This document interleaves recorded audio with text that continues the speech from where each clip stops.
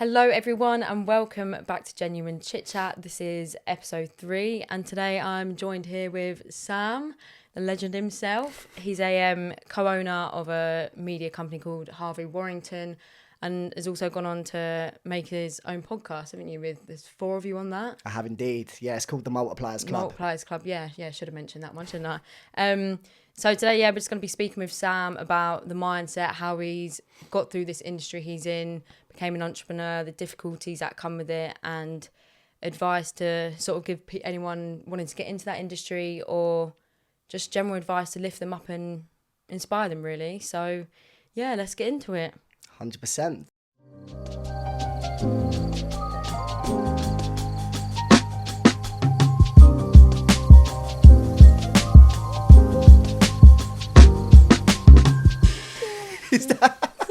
Is that what that means? Yeah. That's the transition. Let's get into it. Welcome back, everyone. So, Sam, you're part of 2 different companies, aren't you? Yeah. So 2 companies. Ep.3 Warrington Media is my baby. It's a marketing company. We launched that in 2019, July. And it's been like 5 years. I think it's 5 years this month, which is crazy. Time's gone super, Yeah, I was going to say, quick. do you feel like it's literally flown by? It's flown by, like it's gone so quickly, but at the same time, so much has happened within that window in terms of growth, challenges, lessons, losses, wins. Yeah. It's like made me through and through a much better person all around. Yeah, definitely. For I mean, I sure. bet it does. And so that was like your first business in the entrepreneurship industry. What made you want to get into that industry?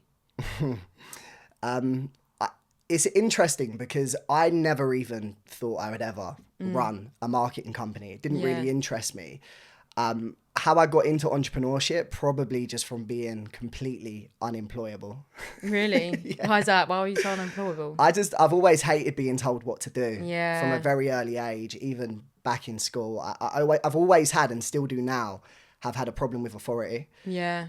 So in terms of like my working life prior to starting a business, I was always in sales. I found my first sales job when I was 18. I used to sell alternative investments, so wine, diamonds, gold.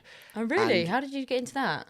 I kind of fell into it. I had a friend at the time who was Yeah. working in the city, and he said that they're recruiting for sales guys, like brokers. And at the time I was still in college. I was doing a barbering course in college. I had no idea what I wanted to do. He was like, come in for an interview. So I thought, okay, cool. I had one suit I owned. It was a prom suit that my mum bought me, which is still too big for me now, 15 years later. God, it must have been like an absolute bin bag on you back then. Yeah, it looks like a parachute, man. I really did. Like the white t-shirt, it was too windy. I would have blew away. Oh, that is so joke. So I put on my suit, went for an interview, and I still don't really understand why, but he gave me a chance. He gave me the job. And it was an environment where people around me were making serious dough. Yeah. And that sort of like motivated you. Yeah, I was fortunate in a sense of I went into an industry where people told me I could make millions of pounds. And because I was just so young and stupid, I just bought into it. Yeah. And people around me, they had nice things, good watches, were pulling up in beautiful cars, tailored suits. And I just knew like really early on, that's the kind of life that I wanted to have. You need a better suit. Yeah. Tailored suit. Yeah. I mean, one of the caveat was like the guy who interviewed me said, look, you can start on Monday. Yeah. It was like, buy a new fucking suit. That's what he said. So, I think I borrowed like £100 from my mum, went to Next, got a suit. So that's how I started going into the sales industry. And it was always kind of entrepreneurial in a way where like there was barely any basic salary. It was all commission. So I always was in environments where whatever you put in is what you're going to get out. Yeah. So was in that industry for a few years. I didn't necessarily agree with the ethical side of the industry. So I went into recruitment. I done okay in recruitment. I wasn't ever a top biller. But I done well enough to have a pretty good lifestyle in my early 20s. Especially in my early 20s, I didn't really have any outgoings other than paying my mum a little bit of rent, a phone contract. So I had a decent career up until 24/25 years old when my best friend who's now my business partner, Luke Harvey. Shout out, Luke Harvey. He basically went on holiday to Cape Verde, sorry. He fell asleep in the sun on the first day. This guy's pale, yeah. So like, So he was a crisp. He had crisp. blisters like No all over way. his body. So he had to spend the next 6 days just inside. Oh my God, I bet that was so painful. Yeah, and he started researching business ideas. Oh, really? He came across a digital marketing agency from a guy who's a mentor called Jordan Platten on YouTube. The first person he called was me, and he was like, Sam, I've got this idea. I know you're good at sales. I want to start a marketing agency. Are you in? No way. Yeah, I didn't even think about it. I was like, fuck it, all right. It's got to be better than what I'm doing right now. Wow, that's... do you know what? Do you know, this sounds crazy, but him burning in the sun is like the burnt toast theory. Like, if you burn a bit of toast, it makes you later, so you end up doing like a completely different situations. And like, if you burn your toast in the morning, you're going to be late for work, you may have just avoided a car crash. Burn Luke, sit in a room for 6 days and find a new like career path. Luke is my burnt toast. Yeah. I'm so glad he did burn, because maybe if he didn't, I wouldn't be in a position That's crazy though. I am now. So we started HW Media July 2019 as a complete side hustle. Digital marketing back then, I mean, I didn't even fucking know how Facebook worked when I started this agency. And it's kind of funny because we're like a Facebook, Instagram and Google ads agency. But I knew how to sell. And I remember trying to like message people on Instagram asking if they needed help with their social media whilst I was in recruitment, smashing the phones. And someone replied, a guy called Simon replied to a message saying, yeah, I'm up for a conversation to see if you can help me grow my Instagram at the time. So I remember I went downstairs from the office into the toilet, and I called him, and I was in that toilet for about 45 minutes to an hour. I said to my manager, I'm going toilet, I've got a bad belly. and he fucking signed up with me. No way. I still don't even know why, because I had no idea what I was talking about. But you obviously must have sounded confident in what you were saying. Even if you don't know what you're talking about, I feel like it's how you give it off. Like, if you're being confident, they're going to be sold by what you're saying. Yeah, absolutely. I mean, maybe I sounded confident, but I remember being in the toilet, like shaking, looking at my notes, thinking, I can help you grow your Instagram. I can help you get more clients. But I still didn't really know how I was going to do it. Yeah. And he ended up signing up. And at the time we were charging like literally nothing for the services. But the minute he was like, send me an invoice. And I think he paid me £100 for a month's worth of social media management. No way. £100 for a month's worth of social media management. That must be mad looking back on that now, though, considering how much you probably charge. Oh, now you must be like, that is actually wild. But you would never, if you didn't give that, you never would have got this person, which then made you grow into the business you're in now. 100%. And I love telling this story because it wasn't about the money to me that made me feel so empowered from that transaction. It was just the belief. I was like, fuck, this is possible.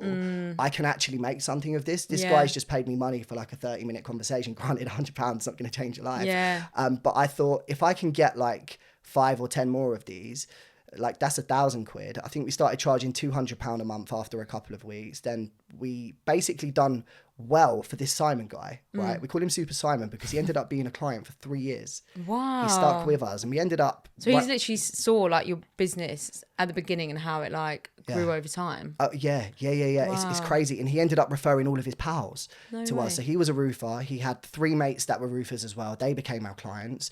A plumber, a sparky, a scaffolding company. Wow, and then, that's good getting all of them. Yeah, in like 6 to 12 months, we had like a nice small amount of money coming through. And that's when my performance in recruitment just dipped completely. Yeah, because I guess you probably just lost interest in recruitment then. If you just weren't interested in that, you were way more interested in your other business that you had going on in the background. Yes, yeah, 100%. So the story, like put very short, is I ended up getting fired from my recruitment job, and it was mid-pandemic. I think it was November. Oh my God, that's like the worst timing. Just before Christmas, November 2020. And the pandemic started in March. And at the time when I got fired, I was renting a place by myself. This is a typical sales guy with no financial literacy at the time. I had a Mercedes on finance. I had a watch on finance. I had like 10 grand worth of credit card debt. For some reason, it didn't really ever faze me. Yeah. But I feel like you probably had that belief you can get through that. Like you knew you would have something that would put you in a position to pay it all off. I think so. I mean, I'm really grateful that I managed to get myself out of that situation eventually. But I mean, like the story was when I got fired, my business wasn't making enough to pay my outgoings, but I made a decision that I would never work for anyone ever again. Yeah. Never. So the first person I called when I got fired, I remember being outside London Bridge Station. I called my mum. I was like, Mum, I've just been fired. She was like, okay, you'll get another job. You're really good at getting jobs. You used to get jobs all the time when you got fired back in the day. I was like, no, this time's different. Yeah, this is the last time. This time's different. I'm not going back to work. She just started shouting, and she was just worried. She was worried about me. She just said, how are you going to pay your rent? Like, you've got debt. Like, what are you going to do? You're gonna have to end up coming back home if this doesn't work out. I remember saying, I was like, I don't need this negativity, right? I'm going to work this out. Yeah. And then the next day, it's funny, I woke up at 4 a.m. and anyone that knows me, I'm not a morning guy. I wake up every day at 8 o'clock, earliest. Yeah. But I woke up at 4 a.m. and I was like, I'm going to get to work on this business and I'm going to put 100% into just building it. And in the first 4 weeks, we 2x'd the company, hired a first staff member, moved into an office, and we've never looked back. And 4 years later, we've got 18 staff. Wow. We're turning over gross profit, the best part of £750,000. That was last year. Scheduled to do $1 million this year. And we're about to launch another side to the business, which is a trades arm to the marketing agency, where I've brought in a kid that I used to mentor, who's now my business partner, to scale another branch of HW. That's crazy. That just shows if you put in the commitment and you have that belief that you're going to make something out of it and you make the time to do it, you definitely will. Like, it's as bad as that must have felt at the time, getting fired from your job, thinking like, what am I going to do? Like, obviously your mum was stressing all these debts you had to pay. You must have been stressing out, but instead of looking at that situation and feeling stressed, like, oh my God, this is going to be it, it's going to be over, you thought, no, let me think in a different way. I'll get up earlier. I'll put more effort into this job that I actually want to create into something, and it's literally got you to where you are now. And then, so from that business, you then went into your podcasting brand, the Multipliers Club. So how did you get into that? The podcast one's interesting. So just like I never really thought I'd start a marketing agency, I never thought I'd have a podcast either. A good friend of mine, Joe Todd, he has always had a vision to have a podcast, and that guy can talk. Yeah. Right? He loves business. So he approached me, my business partner, and Jake, who all three of them do super, super well with their businesses. And he was just like, let's start a podcast. And I had huge amounts of imposter syndrome when I was asked that question. But I'm the type of guy, if something scares me, I want to do it because I know that's how you grow. That's how you become 100%. A better person. And I'm obsessed with personal development. You don't grow in your comfort zone. Never. Comfort zones are like the thief of all opportunity. You're never going to scale. You're never going to grow. Personally or financially, if you stay comfortable. So I agreed to do the podcast. We invested in a podcast mentorship. I made a studio in the back office of the back room of my office, which was a boardroom, is now a podcast studio. And I remember even after we invested in everything and we were ready to go, the day before we were going to film our first episode, I sent a 5-minute voice note into the chat and I was like, I don't want to do it. Really? I was like, I just don't want to do it. I don't want to do it because I don't feel like I'm firstly successful enough to talk about business. I don't know enough about business yet to do it. What are people going to think about me? What are my friends going to think? And I just had huge amounts of imposter syndrome. And this is why what I'm about to say next is so important. Having good people around you 100% is so crucial for your personal growth, because I had each and every single one of the boys, Jake, Luke and Joe, send me a voice note back saying, you've got this. Like, you're a great speaker. You're already doing personal branding. You don't have to have it all worked out. It will be more relatable. We'll just talk about our story and what we're going through day to day. And I thought, fuck it. That is so good. That's like one of the biggest things I believe in, that the support system around you. It's like who you surround yourself with can literally lead you to do different things. Like, imagine you sent that voice note in and they didn't really reply. They'd be like, oh, right, no worries. Like, we'll just call it off. Like, you don't want that. Like, you want them bigging you up around you. And I feel like us as people, we just have so much self-hate for ourselves, and we always question ourselves. It's like we're perfectionists. We're like, oh no, but I don't really know what I'm talking about. I've got to do this. I've got to do that. And we always compare ourselves to other people. Oh my God, they're doing so well. They know what they're talking about. And then no one does. Like, they literally don't. We just compare ourselves to try and fit in to situations where anyone else would be a lot better. But we just need to stop being so harsh on ourselves. And because imagine if you pulled out of that, you wouldn't. You've recorded quite a few episodes now, haven't you, on that? I think we've done like 53 episodes. Yeah, that's for crazy. the Multipliers Club. Yeah. And it's quite niche because it's about business. Some episodes can be quite technical, which personally I'm not even that interested in myself. Like, despite being in business, I'm not like the classic business guy. I'm not corporate. I don't have visions to be a multi-billionaire. I'm just trying to make sure that I can build a life for my people, my friends, friends, my family, look after Tierney, who's your friend and my girlfriend. Big up Tierney. I'm sure she's watching this episode. And also just give back to my mum. Like, that's my driver, is to just be a good man, like be a leader to the people. I want to inspire people. I want to help people better their own lives. And I know for me to have an impact on other people, I've got to work on myself and become the best version of myself every single day. 100%. That's such a good view to have on it.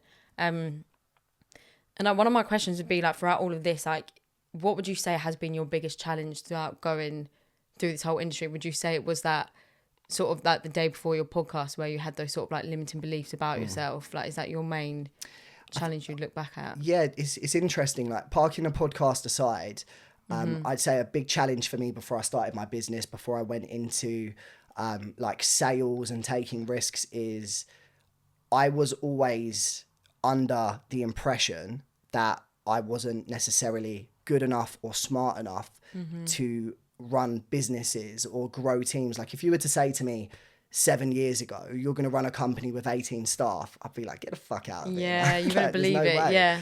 I've always been very good with people and sales, but I think my kind of imposter syndrome started from school. When I was in school, I couldn't learn like other kids. I found it really hard to retain information from lessons, especially maths and science and English. I always struggled to read as well, which made me a really shy kid. You wouldn't think it, because I'm kind of like, people assume I'm an extrovert, but I'm also very private and selective with who I spend my time with.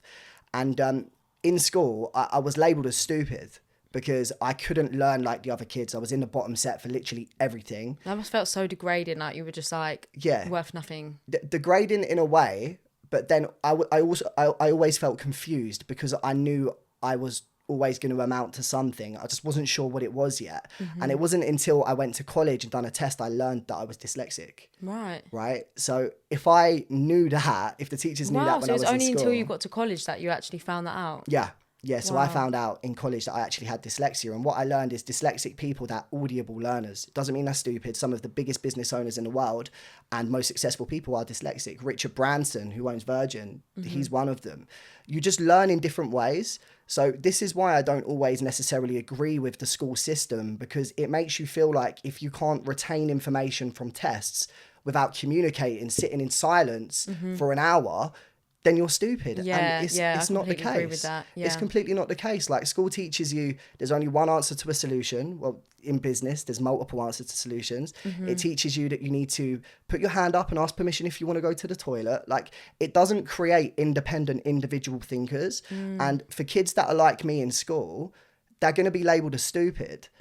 Well, maybe it's different now because I know there's more awareness around dyslexia, more awareness around ADHD. But I just know in my time, school was tough for me. Yeah, I bet. Yeah, it was. I've really struggled. Yeah, and I bet that's kind of giving you like the oomph to be like, I don't want to have this feeling of being labelled stupid my whole life, which is why you probably got into this, where you're not going to work for someone, you're going to work for yourself because you know you're better than what other people can make you out to be.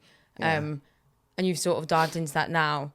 And I'm sure if your little self was looking at you now, he'd be so proud of yourself. Like, you finally got to this point of view, which is honestly amazing. Like, it's so inspiring in itself that you've gone through that whole transition of feeling like that to become this person. I feel like that just shows you have such a strong mindset, and the way you think about things can change a situation so much. Like, it's that whole thing about like mind over matter is so like, that is something I really agree with, because it can literally put you into such a different scenario than you were if you were just like, oh, I'm stupid, I'm not going to do anything, I'm just going to have to be that stupid kid, get into all bad crimes, everything. But you've literally completely switched that. 1,000%. And one thing being dyslexic taught me is I need to learn how to be a good communicator, because if I'm struggling in a lesson, I need to ask that guy how to answer this question. So I became good with people, I'd say probably from like secondary school onwards, when I came out my shell a little bit more. In primary school, I was a very shy, anxious kid. In secondary school, I started to come out of my shell and just being myself. I felt like I could be myself more.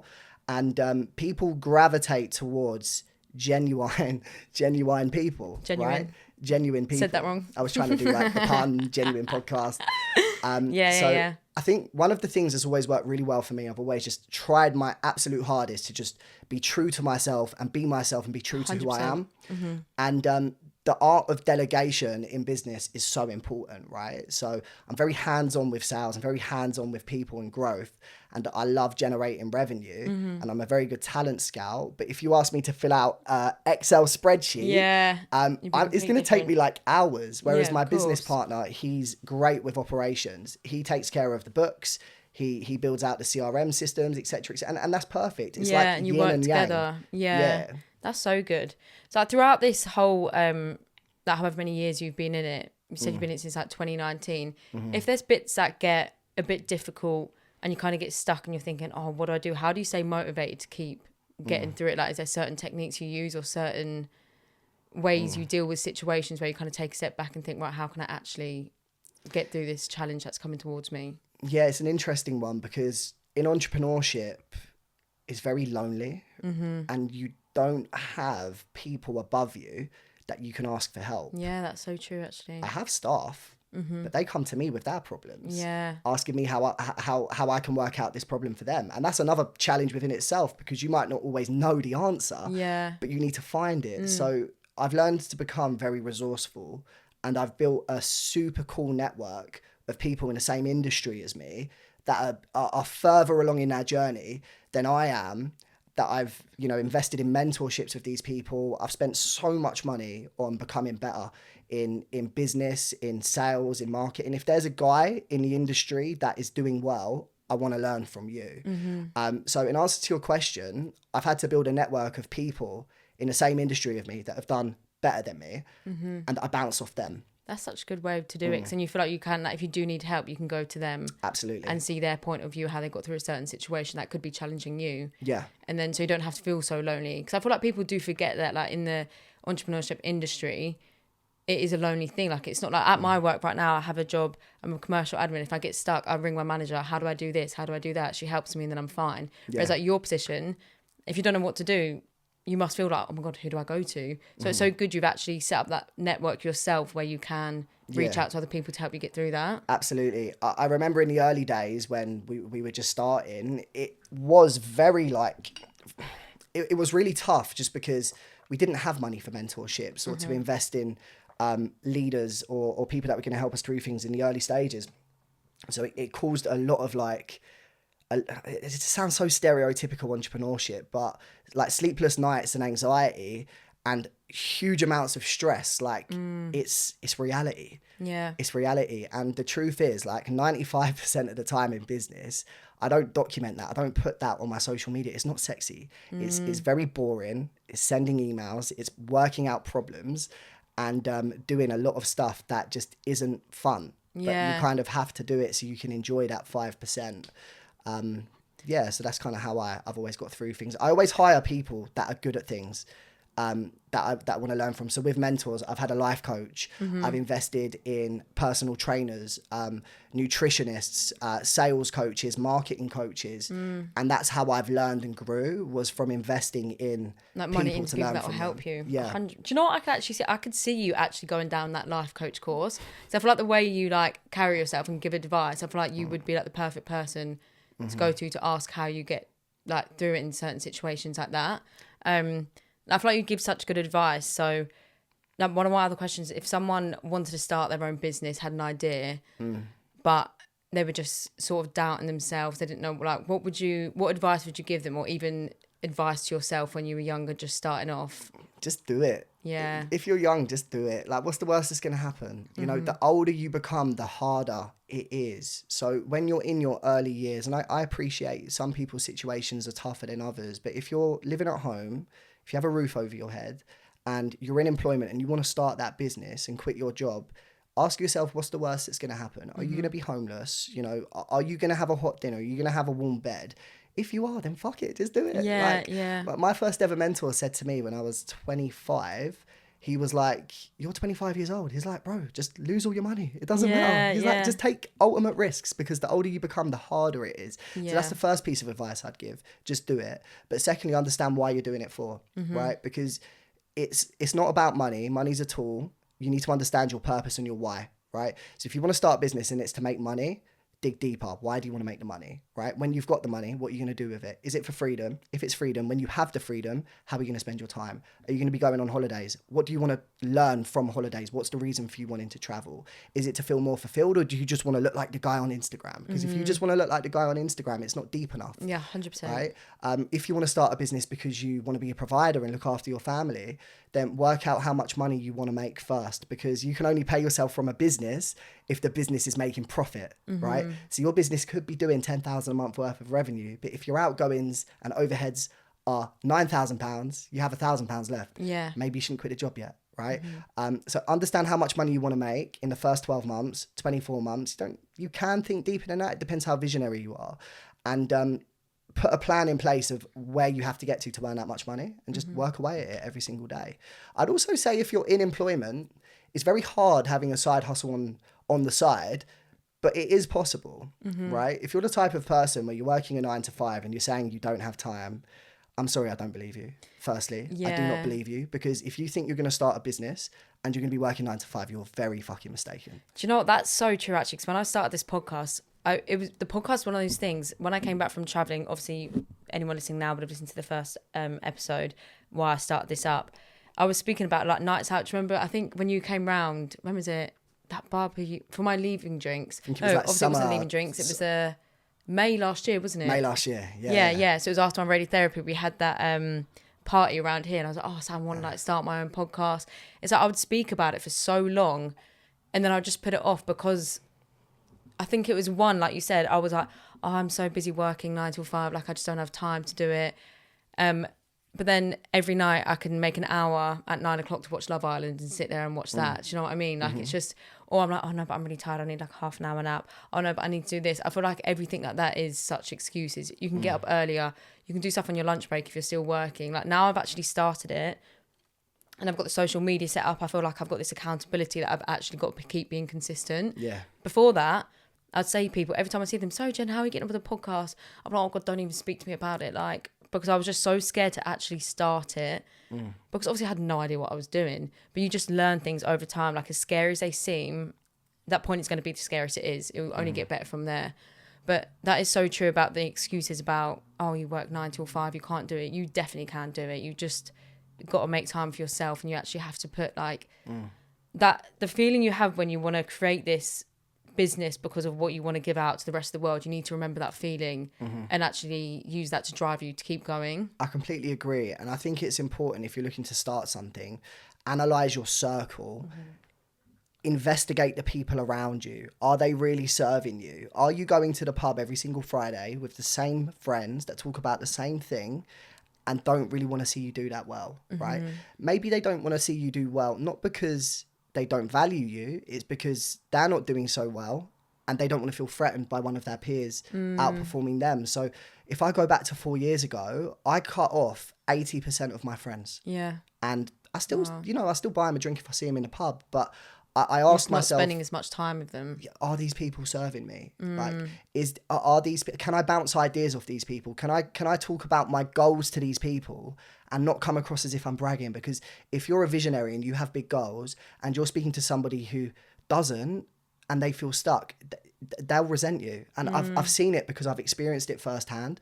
So like now I'm so selective with who I speak to about where I'm trying to go. Yeah. I speak to my girlfriend, my business partner, and maybe 3 other friends about the plans for the future. Yeah. Because it threatens people.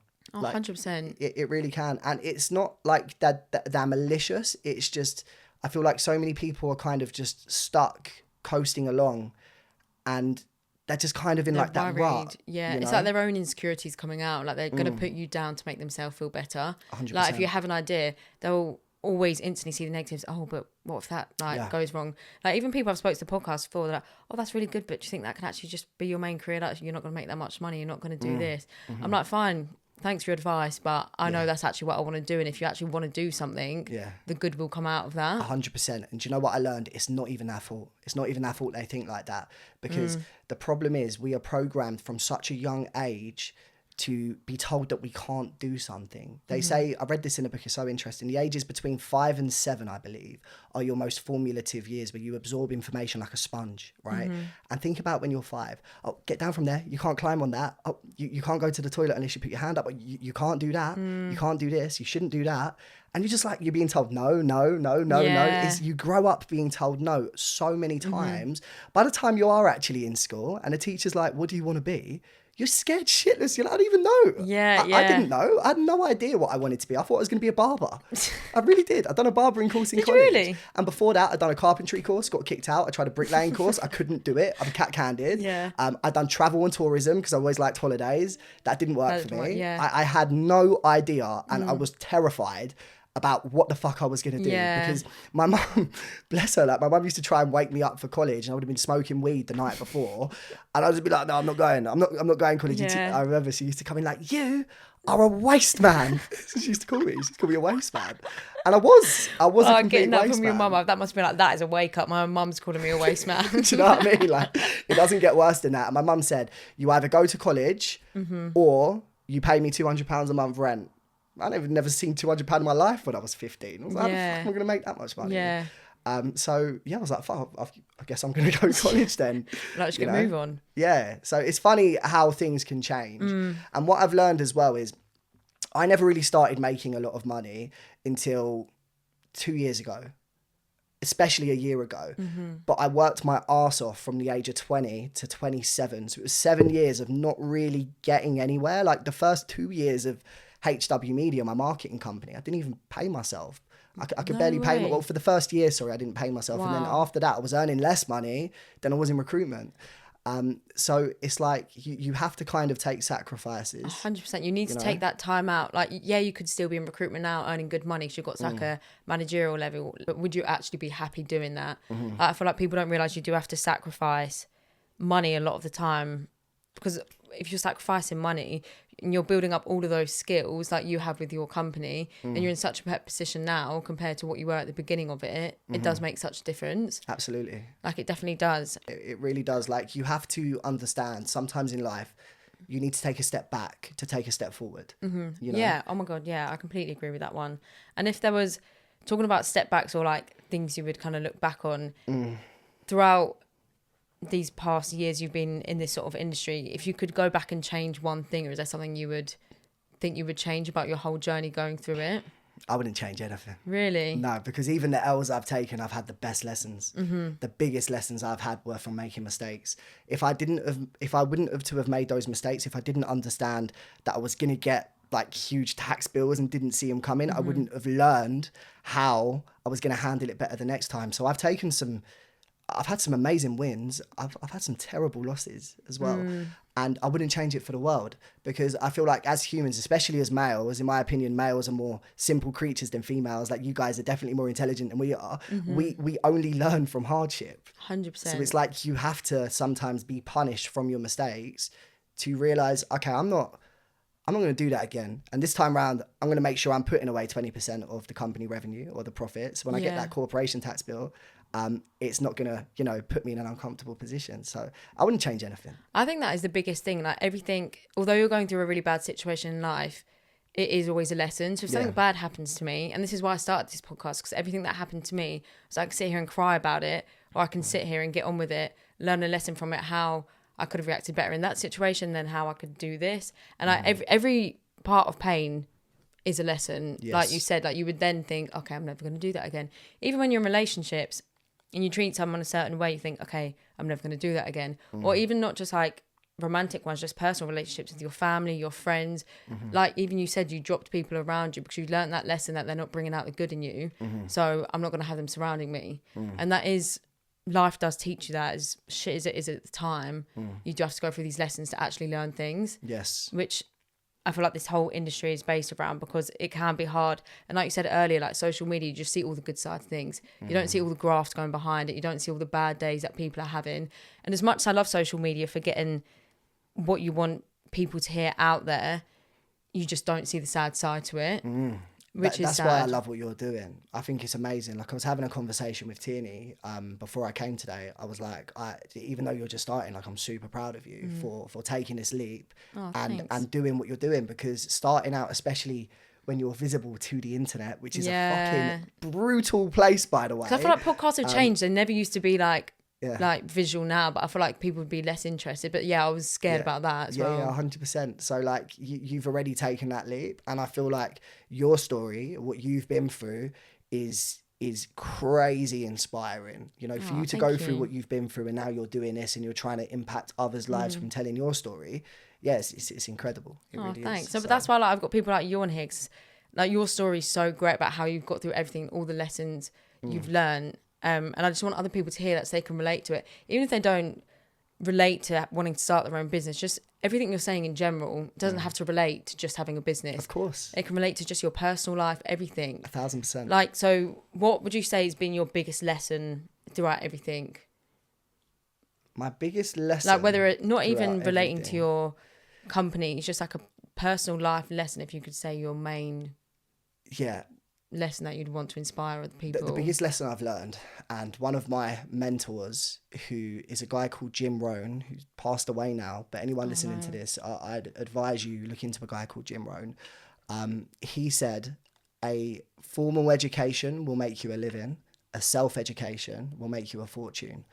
And what that taught me was working on myself every single day, not even monetary speaking or like money speaking, it just in terms of belief systems, becoming a better version of myself, like meditation, fitness, like working on myself every single day and studying other people who have got to where I've got to is one of the reasons why I genuinely believe that I'm going to take this company to a 8-figure valuation in the next 2 years. Right? Because I just believe that anything I put my mind to, I can achieve. Yeah. You know, I've read so many self-development books, and I've listened to countless hours of audio books and podcasts, all about manifestation, mindset, you know, eradicating limiting beliefs.